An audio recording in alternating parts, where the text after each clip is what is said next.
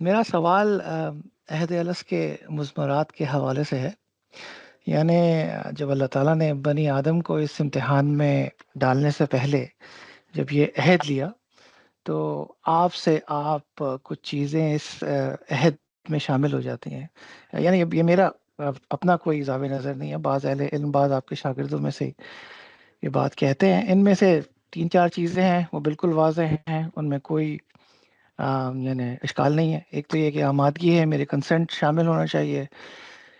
دوسرا یہ کہ امتحان کی نوعیت کیا ہے، اس کا پورا شعور ہونا چاہیے بنی نوع انسان کو، اور عام الفاظ میں مجھے اس کی نوعیت کیا ہے. اور یہ کہ کامیابی کی استعداد ہونی چاہیے، پورا پوٹینشیل ہونا چاہیے بنی نوع انسان کا اس امتحان میں کامیاب ہونے کا. اور چوتھا یہ کہ یہ اس دنیا میں میری جو شخصیت ہے، یہی وہی شخصیت ہے جس نے عہد لیا تھا. یعنی ان میں سے کوئی بھی چیز اگر نہ ہو تو وہ خدا سب کچھ ہو سکتا ہے، منصف نہیں ہو سکتا.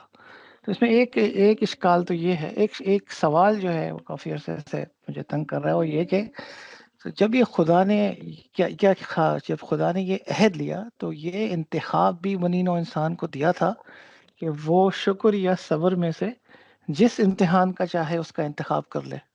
یہ سوال ہے میرا. جزاکم اللہ خیر. صحت کے موقع پر یہ انتخاب کا حق کہاں سے نکل آیا؟ یعنی یہ تو انتخاب کا موقع نہیں ہے، وہ سورہ احزاب ہے جس میں اختیار دیا گیا ہے. وہ غالباً اس کے بارے میں کوئی بات ہوئی ہوگی. عہد الست میں تو صرف اتنی بات بیان ہوئی ہے کہ باری تعالیٰ نے یہ پوچھا ہے کہ مجھے پہچانتے ہو، میں تمہارا پروردگار ہوں. تو ظاہر ہے کہ اب سامنے لوگ موجود ہیں تو کیوں نہیں پہچانیں گے؟ سب نے کہا یقیناً آپ ہمارے پروردگار ہیں. دوسری جگہ سورہ احزاب میں یہ بتایا ہے کہ ہم نے یہ ارادہ و اختیار کی امانت پہاڑوں کے سامنے پیش کی، انہوں نے اس کو اٹھانے سے انکار کر دیا تو انسان نے اس کو اٹھا لیا.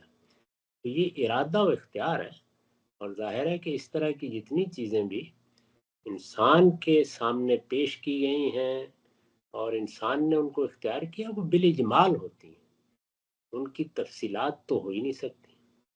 یعنی تفصیلات اگر اس موقع کے اوپر سامنے رکھ دی جاتی تو کوئی آدمی بھی کسی دوسری چیز کا انتخاب کر ہی نہیں سکتا. تو انسان کی فطرت کے خلاف وہاں اختیار لیا گیا ہے، اور اختیار جب بھی آپ کسی کو دیں گے، بس اختیار ہے جس کے شوق میں وہ اس کو لے لے گا.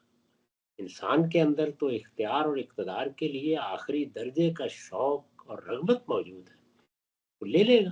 یہ تو بعد میں پتہ چلتا ہے کہ مسائل کیا پیش آ گئے. تو اس موقع کے اوپر نہ اس اسکیم کی وضاحت کی کوئی ضرورت تھی، نہ ہونی چاہیے تھی.